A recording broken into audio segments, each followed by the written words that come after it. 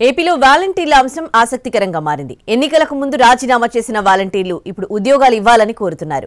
అప్పట్లో వైసీపీ నాయకులు తమ చేత బలవంతంగా రాజీనామా చేయించారని కొందరు వాలంటీర్లు ఆరోపించారు. అంతేకాదు నెల్లూరులో కేసులు కూడా పెట్టారు.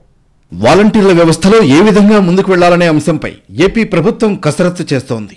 వాలంటీర్లను కొనసాగిస్తామని 10,000 రూపాయల వేతనం చెల్లిస్తామని గతంలో చంద్రబాబు హామీ ఇచ్చారు. ఇప్పుడు టీడీపీ నేతల్ని కలిసిన వాలంటీర్లు తమను కొనసాగించాలని కోరుతున్నారు.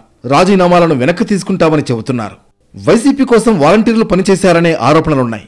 ఎన్నికల సమయంలో పెన్షన్ల పంపిణీ నుంచి ఈసీ వాలంటీర్లను పక్కన పెట్టింది. ఆ సమయంలో 1,00,000 మందికి పైగా వాలంటీర్లు విధులకు రాజీనామా చేశారు. ఇప్పుడు వారంతా తిరిగి విధుల్లో చేరతామంటూ టీడీపీ ఎమ్మెల్యేలకు వినతి పత్రాలు ఇస్తున్నారు. వైసీపీ నేతలు బలవంతంగా తమతో రాజీనామాలు చేయించారని ఆరోపిస్తున్నారు.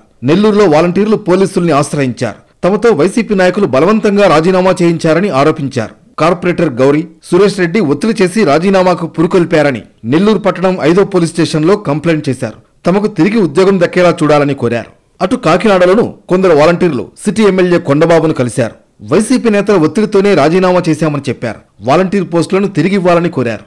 మరోవైపు వాలంటీర్ల వ్యవస్థపై ప్రభుత్వం కసరత్తు చేస్తోంది. వాలంటీర్లకు కనీస విద్యార్హతను నిర్ణయించి విధుల్లో కొనసాగించే ఆలోచనలో ఉన్నట్లు తెలుస్తోంది.